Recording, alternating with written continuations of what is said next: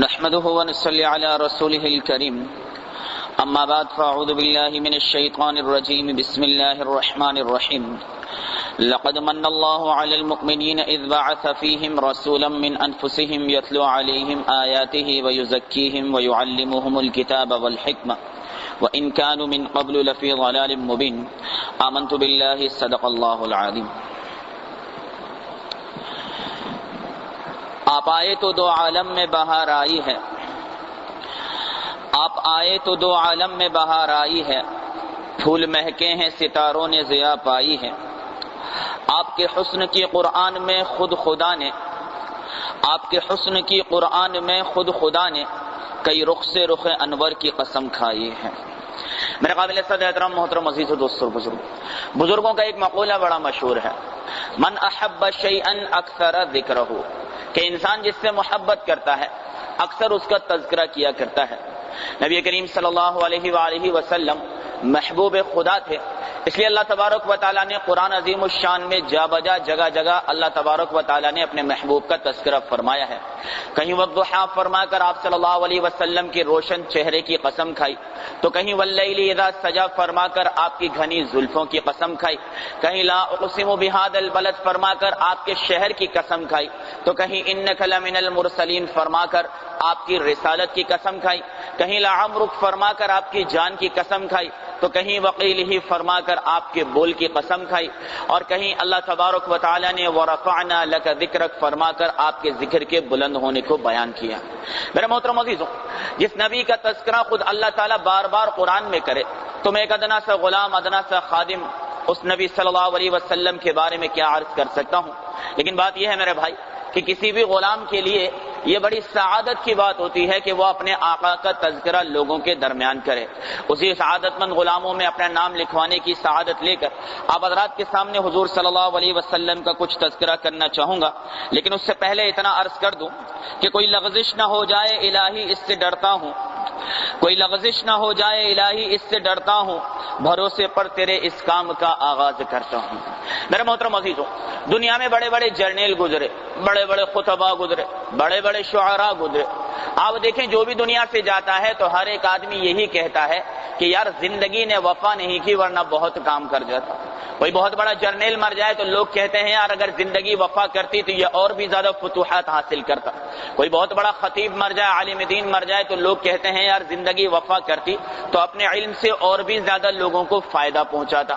کوئی بہت بڑا شاعر مر جائے تو لوگ کہتے ہیں کہ زندگی وفا کرتی تو اس سے بھی زیادہ اچھے اچھے اشعار کہتا۔ گویا کہ کوئی بھی آدمی دنیا میں آنے کے بعد اپنے مقصد زندگی کو پورا کر کے نہیں جاتا ہے، ایسی کوئی بھی ہستی دنیا میں نہیں ملتی ہے ماں سوا ایک ہستی کے کہ جس نے دن کے اجالے کے اندر اپنے 10,000 1,24,000 صحابہ کرام کے درمیان اونٹنی پر سوار ہو کر اپنے پورے ہوش و حواس میں انہیں مخاطب کر کے کہا کہ لوگوں، میں جس مقصد کے لیے اللہ تعالیٰ نے مجھے دنیا میں بھیجا تھا وہ مقصد میں پورا کر چکا ہوں، یعنی اللہ کے توحید کی دعوت میں تم تک پہنچا چکا ہوں۔ 1,24,000 صحابہ کرام نے ایک زبان ہو کر کہا کہ صدقت یا رسول اللہ، اے اللہ کے رسول آپ نے سچ کہا۔ آپ صلی اللہ علیہ وسلم نے آسمان کی طرف شہادت کی انگلی اٹھا کر فرمایا اللہم اشہد، اے اللہ تو گواہ رہنا اس بات کر کہ تو نے اپنے بندے کو جس مقصد کے لیے بھیجا تھا وہ مقصد تیرا بندہ دنیا میں پورا کر چکا ہے۔ ایسی عظمت والی زندگی اللہ تعالیٰ نے صرف اپنے محبوب کو عطا فرمائی ہے۔ میرے محترم عزیز و دوستو بزرگوں، اگر آپ نبی کریم صلی اللہ علیہ وسلم کے حسن و جمال پر نظر ڈالیں تو کتابیں بھری پڑی ہیں میرے دوستوں، کوئی ایک نشست تو کیا بلکہ پورے رمضان کے صبح کے بیان بھی اللہ کے رسول کی سیرت اور حسن و جمال کو بیان کرنے کے لیے کافی نہیں ہے۔ ابن مسلمہ رحمۃ اللہ علیہ ایک تابعی گزرے ہیں، ایک صحابی سے پوچھا کہ یار اللہ کے رسول کیسے تھے، آپ نے تو دیکھا ہے ذرا بتا دو۔ وہ صحابی فرمانے لگے کہ اللہ کے رسول صلی اللہ علیہ وآلہ وسلم جو تھے ان کے سر کے بال بالکل سیدھے تھے اور نیچے آ کر گھنگریالے ہو جایا کرتے تھے۔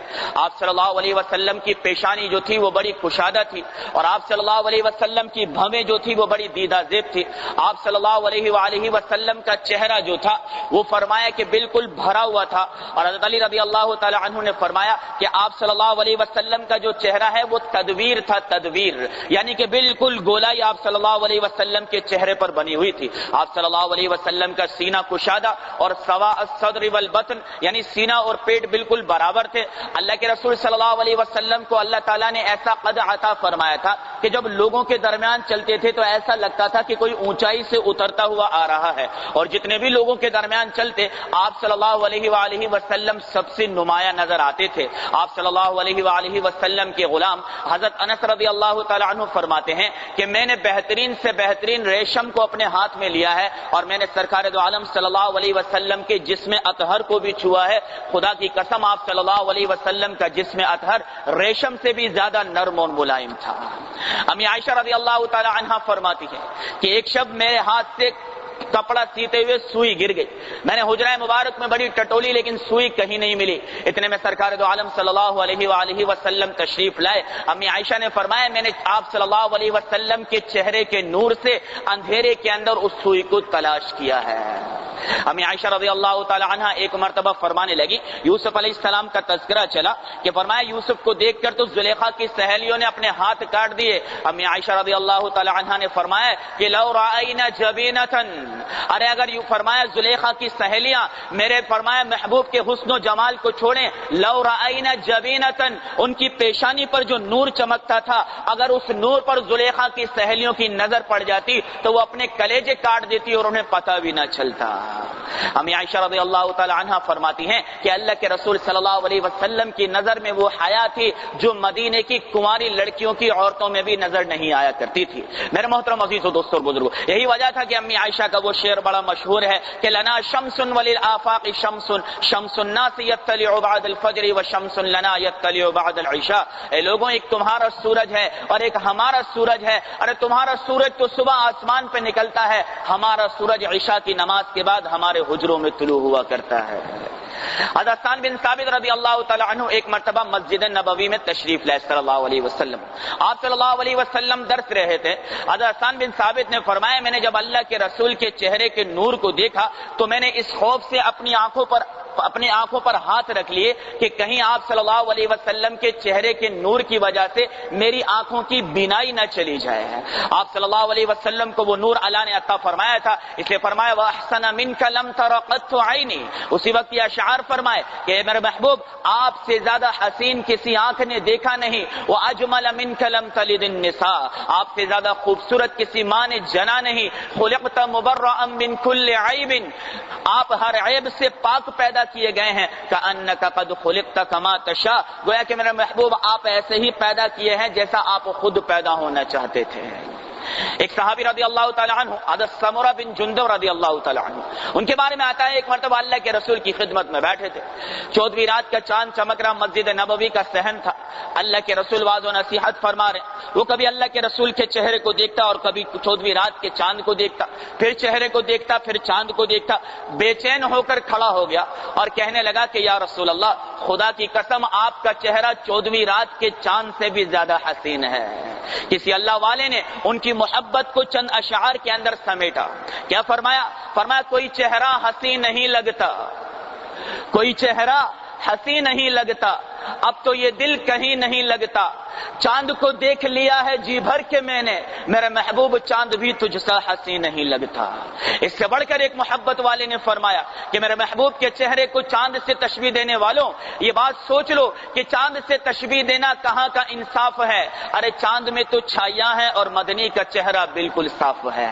آپ صلی اللہ علیہ وسلم کے حسن و جمال کو میرے محترم عزیز و دوست اور بزرگوں, دیکھنے والا جب دیکھتا تھا تو دیکھتا رہ جاتا تھا. اللہ کے رسول نے خود فرمایا کہ میرے بھائی جو یوسف تھے وہ سبیح تھے. سبھی کہتے ہیں اسے جسے اللہ نے گورا چٹا رنگ دیا ہو, اور اللہ کے رسول نے فرمایا میں ملیح تھا.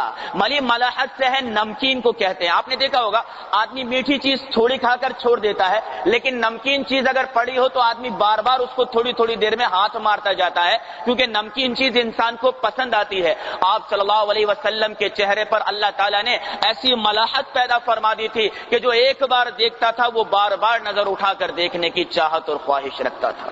میرے محترم عزیز و دوست اور بزرگوں, میرے نبی صلی اللہ علیہ وسلم کے حسن و جمال کے کیا کہنے. ان کی فرمایا کہ جسم سے نکلنے والا لعاب تھا, اس کی بھی شان سب سے نرادل تھی. حضرت علی رضی اللہ تعالی عنہ فرماتے ہیں کہ خیبر کا موقع تھا, خیبر کا موقع تھا، میری آنکھوں میں شدید درد ہوا، میں نے آ کر اللہ کے رسول سے عرض کیا، اللہ کے رسول نے اپنا لعاب یعنی اپنا تھوک نکال کر میری آنکھوں پر لگایا۔ حضرت علی فرماتے ہیں نہ صرف یہ کہ میری آنکھوں کا درد گیا بلکہ میری بینائی پہلے سے زیادہ کئی تیز ہو گئی۔ عتبہ بن خرقد رضی اللہ تعالی عنہ ایک صحابی گزرے ہیں، ان کے جسم پر دانے نکل آئے تھے، آپ صلی اللہ علیہ وسلم سے آ کر کہا یا رسول اللہ جسم پر دانے ہیں، رات سونے میں تکلیف ہوتی ہے اور دن میں گرمی تنگ کرتی ہے۔ اللہ کے رسول نے اپنا لعاب نکال کر دیا کہ اپنے جسم پر اس کو مل لینا۔ صحابہ کرام فرماتے ہیں کہ عتبہ کے جسم سے دانے تو گئے، ہم نے موت تک عتبہ کے جسم سے ایسی خوشبو سونگھی تھی جو خوشبو کہیں بھی نہیں آیا کرتی تھی۔ آپ صلی اللہ علیہ وسلم کے جسم سے نکلنے والے پسینے کی کیا بات تھی؟ صحابہ کرام فرماتے ہیں بس اوقات اللہ کے رسول تنہائی میں جا کر عبادت فرمایا کرتے تھے، ہم اس بات سے کہ اللہ کے رسول کو ضرورت درپیش ہوگی تلاش کرنے جاتے تھے تو ہم راستے کی خوشبو سے اندازہ لگا لیا کرتے تھے کہ اللہ کے رسول یہاں سے گزرے ہوں گے۔ ایک صحابی رضی اللہ تعالی عنہ اللہ کے رسول کی خدمت میں آئے، فرمایا یا رسول اللہ میری بیٹی کی شادی ہے، آپ دعا فرما لیجئے۔ آپ صلی اللہ علیہ وسلم نے دعائیں خیر فرمائی اور اس کے بعد اللہ کے رسول نے فرمایا بھائی تمہارے پاس خوشبو ہے؟ انہوں نے کہا نہ یا رسول اللہ خوشبو تو میسر نہیں ہے۔ اللہ کے رسول نے اپنے جسم اطہر سے چند قطرے پسینے کے نکال کر دیے۔ صحابہ فرماتے ہیں کہ دیے کیا، اس گھر والوں نے جب ان پسینوں کو استعمال کیا اس گھر سے ایسی خوشبو آتی تھی کہ ہم نے اس گھر کا نام بیت الموتعین یعنی کہ خوشبو والوں کا گھر رکھ دیا تھا۔ حضرت حلیمہ سعدیہ رضی اللہ تعالی عنہ فرماتی ہیں کہ جب میں محبوب خدا صلی اللہ علیہ وسلم کو بچپن میں لے کر اپنے قبیلہ بنو سعد کے اندر پہنچی اور قبیلہ بنو سعد سے گزر کر اپنے گھر جانے لگی تو قبیلہ بنو سعد کے اندر کوئی گھر ایسا نہیں تھا کہ جس کے اندر سے مشک کی خوشبو نہ آتی ہو۔ اس لیے میرے محترم دوستوں اور بزرگوں، حضور اکرم صلی اللہ علیہ وسلم کی شان اور عظمت سب سے نرالی ہے۔ آپ صلی اللہ علیہ وسلم کی ذات سب سے زیادہ بابرکت ہے اور ایسی بابرکت ذات تھی کہ کسی چیز کو چھو لے میرے دوستوں تو اس چیز کا نظام ہی تبدیل ہو جایا کرتا تھا۔ اور عبادہ بن صامت رضی اللہ تعالی عنہ بدری صحابی ہیں۔ ایک مرتبہ حضرت انس رضی اللہ تعالی عنہ جو آپ صلی اللہ علیہ وسلم کے خادم خاص تھے ان کے گھر دعوت پر تشریف لے گئے۔ دعوت کے بعد ہاتھ پہنچنے کا وقت آیا، حضرت انس رضی اللہ تعالی عنہ نے اپنی باندی سے تولیہ منگایا۔ ان کی باندی جب وہ تولیہ لے کر آئی تو بہت میلا تھا۔ حضرت انس رضی اللہ تعالی عنہ نے فرمایا کہ اسے صاف کر کے لے آؤ۔ حضرت عبادہ فرماتے ہیں کہ میں نے دیکھا وہ باندی دوڑی ہوئی گئی اور جا کر تولیے کو آگ میں ڈال دیا اور تھوڑی دیر بعد آگ سے نکال دیا۔ میں نے دیکھا کہ تولیے کو آگ نے ہاتھ بھی کچھ بھی فرمایا جلایا نہیں اور تولیہ صاف ستھرا ہو گیا۔ میں نے کہا انس یہ کیا راز ہے؟ کہا آپ ہاتھ تو صاف کرنے کا نا انس پہلے راز بتاؤ راز کیا ہے؟ کہا بات یہ ہے عبادہ ایک مرتبہ اللہ کے رسول میرے گھر دعوت پہ تشریف لائے تھے، اسی تولیے سے اللہ کے رسول نے ہاتھ صاف کیا تھا، جب سے اللہ کے رسول کا ہاتھ اس تولیے کو لگا ہے آگ نے اس تولیے کو جلانا چھوڑ دیا ہے۔ آپ صلی اللہ علیہ وسلم اپنی لخت جگر سیدہ فاطمہ الزہرا رضی اللہ تعالی عنہا کے گھر تشریف لے گئے۔ سیدہ فاطمہ الزہرا رضی اللہ تعالی عنہا جو ہے وہ روٹیاں لگا رہی تھی، اللہ کے رسول کو بڑی محبت تھی، خود بھی جا کر بیٹھ گئے اور اپنی بیٹی کے ساتھ روٹیوں آٹا جو تھا اسے گول کر کے روٹیاں بنا کر دینے لگے۔ حضرت فاطمہ رضی اللہ تعالی عنہا نے وہ روٹیاں لے کر تندور میں لگا دی۔ اب ساری روٹیاں پک رہی ہیں لیکن چند روٹیاں پک کے نہیں دے رہی۔ حضرت فاطمہ نے فرمایا ابا جان باقی تو ساری روٹیاں پک گئی، چند روٹیوں کے اوپر جو آٹا ہے اس پر آگ جو ہے اثر انداز نہیں ہو رہی۔ اللہ کے رسول نے فرمایا بیٹا یہ وہی آٹا ہے جس کو تیرے باپ کا ہاتھ لگا ہے، اب قیامت تک اس پر آگ جو ہے وہ حرام ہو چکی ہے۔ میرے محترم عزیزوں، نبی کریم صلی اللہ علیہ وسلم دنیا سے تشریف لے گئے، جانے کے بعد آپ صلی اللہ علیہ وسلم کے منہ مبارک تقسیم کیے گئے۔ حضرت خالد بن ولید رضی اللہ تعالی عنہ فرماتے ہیں کہ چند منہ مبارک میرے بھی حصے میں آ گئے، میں نے ان منہ مبارکوں کو اپنی ٹوپی کے اندر سی لیا، اس ٹوپی کو پہن کر میں نے جہاں کہیں کا بھی رخ کیا اللہ تعالیٰ نے فتح کو میرا مقدر بنا دیا۔ ام عمارہ رضی اللہ تعالی عنہ فرماتی ہیں کہ آپ صلی اللہ علیہ وسلم کے منہ مبارک جب تقسیم ہوئے تو ایک دو منہ مبارک مجھے بھی ملے، جب کوئی بیمار میرے پاس دعا کے لیے آتا میں ان منہ مبارک کو پانی میں بھگوتی اور پھر نکال کر وہ پانی بیمار کو پلاتی، اللہ تعالیٰ کے حکم سے بیمار کو شفا ہو جایا کرتی تھی۔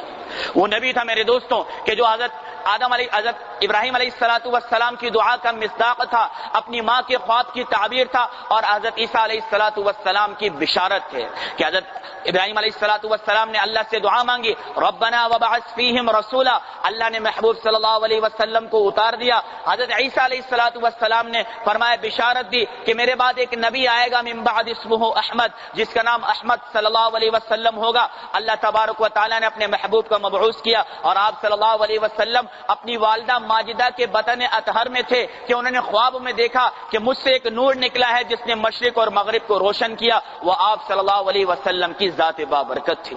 میرے محترم عزیز و دوست اور بزرگوں، اسی پر بس نہیں، میرا نبی تو وہ شان والا تھا، کہتے سیدنا ابوبکر صدیق رضی اللہ تعالی عنہ کے گھر کے اندر دو پتھر تھے، ایک کا نام تھا متکلم، دوسرے کا نام تھا متقی۔ متکلم کہتے ہیں بات کرنے والے کو، متقی کہتے ہیں اس پتھر کو جس سے ٹیک لگایا جاتا ہے۔ آپ صلی اللہ علیہ وسلم جب سیدنا ابوبکر صدیق رضی اللہ تعالی عنہ کے گھر میں جاتے تو جو پتھر متکلم تھا وہ اللہ کے رسول کو سلام کیا کرتا تھا، اور جو متقی تھا اس سے اللہ کے رسول ٹیک لگا کر سویا کرتے تھے۔ آج میری اور آپ کی نظر میں حضور صلی اللہ علیہ وسلم کی سنتوں کی اہمیت نہیں، ان کی زندگی کو اپنانے کی اہمیت نہیں، ذرا سنیے اور دل کے کانوں نے سنیے میرے دوستوں، اور اپنے اندر میں اور آپ جھانک کر دیکھیں کہ اس کے بعد میرا اور آپ کا کیا بننے والا ہے۔ آپ صلی اللہ علیہ وسلم ابتدائی زمانے میں جب مسجد نبوی صلی اللہ علیہ وسلم بنی تو ایک کھجور کے تنے سے اللہ کے رسول ٹیک لگا کر خطبہ دیا کرتے تھے۔ ایک صحابی رضی اللہ تعالی عنہ حضرت تمیم داری رضی اللہ تعالی عنہ جب ایمان لائے، انہوں نے آپ صلی اللہ علیہ وسلم کے لیے ممبر بنا دیا۔ اب جب ممبر بنایا گیا تو اللہ کے رسول صلی اللہ علیہ وسلم نے کھجور کے تنے سے ٹیک لگانا چھوڑ دیا اور ممبر پر خطبہ دینے کے لیے چڑھے۔ صحابہ اکرام فرماتے ہیں تھوڑی دیر خطبے کو گزری تھی کہ ہم نے مسجد کے کونے سے کسی بچے کے رونے کی آواز سنی۔ اب ہم نے دائیں دیکھا بائیں دیکھا، کوئی بچہ نظر نہیں آیا۔ اتنے میں آپ صلی اللہ علیہ وسلم اپنے ممبر سے نیچے تشریف لائے اور اس کھجور کے تنے پر ہاتھ رکھ دیا اور اس کھجور کے تنے سے وعدہ کیا کہ تو ہمارے ساتھ جنت میں داخل ہوگا۔ صحابہ اکرام فرماتے ہیں وہ کھجور کا تنا ایسا چپ ہوا جیسے چھوٹا بچہ ہچکیاں لے کر چپ ہوا کرتا ہے۔ ایک کھجور کے تنے کو تو جدائی کا اتنا غم ہو، اور جب غم ہوا تو پورا انعام بھی دیا کہ آپ صلی اللہ علیہ وسلم نے فرمایا کہ تو جنت میں داخل کر دیا جائے گا۔ ارے میرا محترم عزیز و دوست اور بزرگوں، اللہ دینے پر آ جائے تو اصحاب کہف کے کتے سے بھی وعدہ کر دیا کہ اسے بھی فرمایا جنت میں اللہ تعالیٰ انسانی شکل دے کر داخل فرما دے گا، اور جب اللہ محروم کرنے پر آ جائے تو انسانوں کے بارے میں اللہ تبارک و تعالیٰ فرماتا ہے کہ تیری مثال کتے سے بھی زیادہ گئی گزری ہے۔ یعنی جو انسان دنیا میں آنے کے بعد اپنے جسم کے اوپر نبی صلی اللہ علیہ وسلم کی سنتوں کو اختیار کر لے گا وہ اتنا بلند ہوگا، اتنا بلند ہوگا، اتنا بلند ہوگا کہ میرا محبوب نے فرمایا اصحابی کالنجوم، میرے صحابہ ستاروں کی مانند ہیں، جس کی اقتداء کرو گے کامیابی تمہارا مقدر بنے گی۔ اور جس نے محمد کا لباسہ اتار دیا تو اللہ کا قرآن کہتا ہے اولئک کالانعام، اب یہ جانوروں کی طرح ہو گیا ہے، بل ہم اضل، اور بعض تو جانوروں سے بھی زیادہ بدتر ہو چکے ہیں۔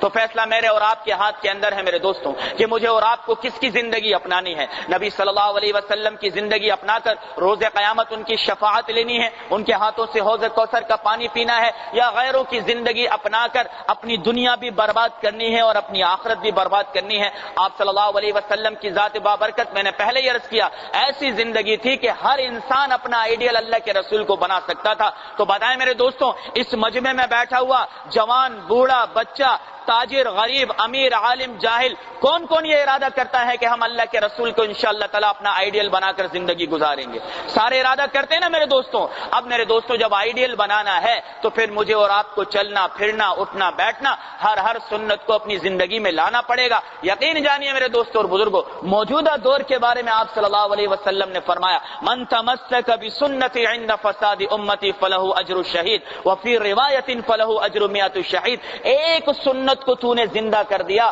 اللہ تجھے ایک شہید کے برابر، ایک روایت کے مطابق 100 شہیدوں کے برابر اجر دے گا۔ ارے میرے دوستوں وہ کیا سنت ہے؟ آپ مسجد سے باہر نکلنے لگے، آپ نے اپنے جوتے نیچے رکھے۔ اب سنت نبوی کیا ہے کہ پہلا سیدھا پیر جوتے پر رکھنا، الٹا پیر جو ہے نکلتے ہوئے جوتے پر رکھ کے اور سیدھے پیر کو فرمایا کہ پہننا ہے، یہ سنت نبوی ہے۔ جب آپ اس پر عمل کریں گے آپ کو پتہ بھی نہیں ہوگا، آپ کے اعمال نامے میں 200 شہداء کے اجر کو داخل کر دیا جائے گا۔ جو جس درجے میں ہو سکے میرے دوستوں، میں اور آپ صلی اللہ علیہ وسلم کی سنتوں کو اپنے ہاتھ سے نہ جانے دیں۔ اللہ تبارک و تعالی ہم تمام مسلمانوں کو محمد صلی اللہ علیہ وسلم پر ایمان لانے والوں کو، اللہ تعالیٰ کی ذات کا اقرار کرنے والوں کو محمدی بن کر زندگی گزارنے کی توفیق عطا فرمائے۔ وآخر دعوانا ان الحمد للہ رب العالمین۔